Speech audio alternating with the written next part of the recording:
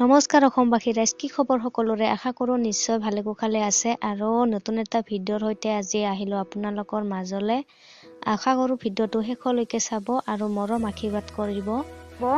আৰু মই আছোঁ আমাৰ মন্দিৰ ঘৰটোৰ পিছফালে, আমাৰ ঘৰৰ আগফালে হয়। তো মন্দিৰ ঘৰ এইটো আমাৰ মন্দিৰ ঘৰ। মই আহিছিলোঁ মানে এই গছজোপা চাবৰ কাৰণে। এই গছজোপা আপোনালোকে চিনি পায়নে? জনাবচোন যদিহে চিনি পায়, কি গছ হয়। এয়া হৈছে বাহেকাটিটা গছজোপা। এয়া মানে চাবলৈ আহিছিলোঁ, ফুল কাঢ়িবলৈ পাম নেকি, ৰঙা ৰঙা ফুল হয় ইয়াৰ। ফুল হৈছেনে নাই চাব আহিছিলোঁ, কাঢ়িবলৈ পাম নেকি বুলি, কিন্তু নাই, ফুল হোৱাই নাই এতিয়ালৈকে। এয়া চাওক, এতিয়াহে দুই এটা কৰা হ'ব ধৰিছে। গছজোপা কিবা ৰস ধৰা যেন হৈ গৈছে, ফুল চুল নিদিয়াই হ'ল। আগতে মানে বহুত ফুল হৈছিলে, ইমান ৰঙা কৰি গোটাই গছজোপাতে মানে জপজপা হৈ মানে ফুল দিছিলে আৰু এনেকুৱা সময়ত কাঢ়ি আমি শুকুৱাব পাইছিলোঁ। এবছৰলৈকে ভালে থাকে, শুকুৱাই থ'লে তো মাজে মাজে উলিয়াই খাব পাৰোঁ। তেনেকৈ মানে শুকুৱাই থৈছিলোঁ গোটেই মাখা কাঢ়ি পেলাই। আৰু এইবাৰ মানে কি হ'ল, যোৱা বছৰৰ পৰাই মানে ফুল নিদিয়া হ'ল। এয়া চাওকচোন, এইবাৰ মানে দুই এটাহে, যোৱা বছৰতো অলপমান পাইছিলোঁ, এইবাৰ আৰু বেছি মানে নোহোৱা হ'ল। কিবা গছজোপা মানে বেমাৰী নিচিনা হৈ গৈছে। সেইফালে মানে আগতো আছে, সেইফালে আৰু অলপ আগত 3 জোপামান আছে বাহেকাটিটা গছ। কোনে কোনে খাই ভাল পায় জনাবচোন দেই। আৰু এই বাহেকাটিটা ফুলবিলাক তিতা লাগে, তো ইমানো বেছি তিতা নহয়, খাই ভাল লাগে। তো বৰা বনাই খাব পাৰে আৰু খাৰ দি খাব পাৰে। তো আমি খাৰ দি খাই বেছিকৈ ভাল পাওঁ, সেইকাৰণে আমি খাৰ দি খাওঁ আৰু মাজে মধ্যে বৰা বনাইও খাওঁ। আৰু গছজোপা মানে এইটো মানে জপজপা আছিলে, ইয়াৰ গুৰিবিলাক মানে কিবা পকা ধৰা নিচিনা মানে মৰি গৈছে। সেইকাৰণে ইয়াতে আৰু কেইডালমান গছ আছিল, মৰি যোৱাৰ কাৰণে মই কেইদিনমান আগতে মই উঠাই দিছোঁ। এইবাৰ চাগে খাবলৈ নেপাম নেকি। আৰু এনেকুৱা সময়ত পূৰা মানে জপজপা হৈ মানে ফুলবিলাক ধৰে, ইমান ধুনীয়া হয়, খাই বিৰাট ভাল লাগে। আৰু চাই মানে একদম কিবা ফুল গছৰ নিচিনা ইমান ধুনীয়া হয়, ইমান জপজপা হয়, ফুলবিলাক দীঘল দীঘল হৈ ওলায়। তো যিসকলে চিনি পায় তেওঁসকলে জানিব, নক'লেও চাগে বুজি পাইছে, ইমান ধুনীয়া হয়। তো এইবাৰতো ফুল ধৰাই নাই, মানে খাবলৈ পাম নে নাপাম কোনো ঠিক নাই। এয়া চাওকচোন, এতিয়াহে দুই এটা কৰা হ'ব ধৰিছে।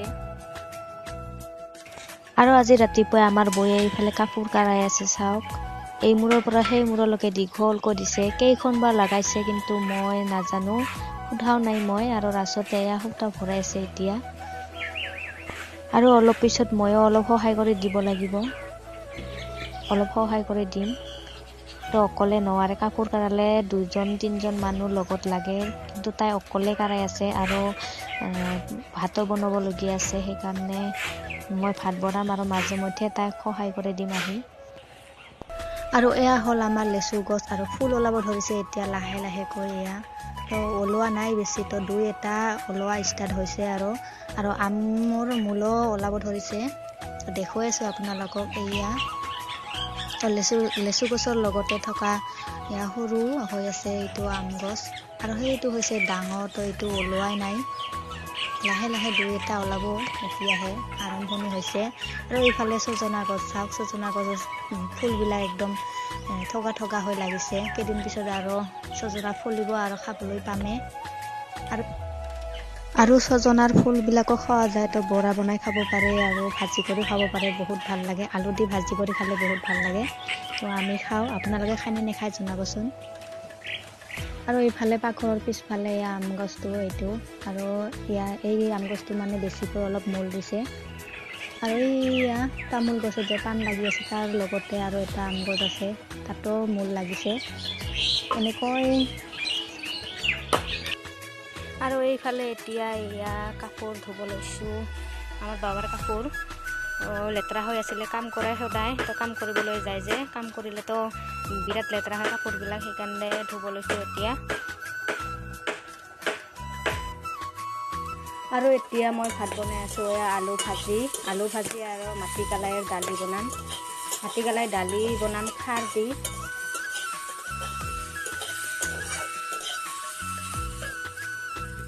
এইখিনি ইয়াতে ভিজাই থৈছোঁ মাটিকালাই দালিখিনি তো খাৰ দি বনাম। এয়া মাটিকালাই দালি খাৰ দিয়া হৈ গ'ল।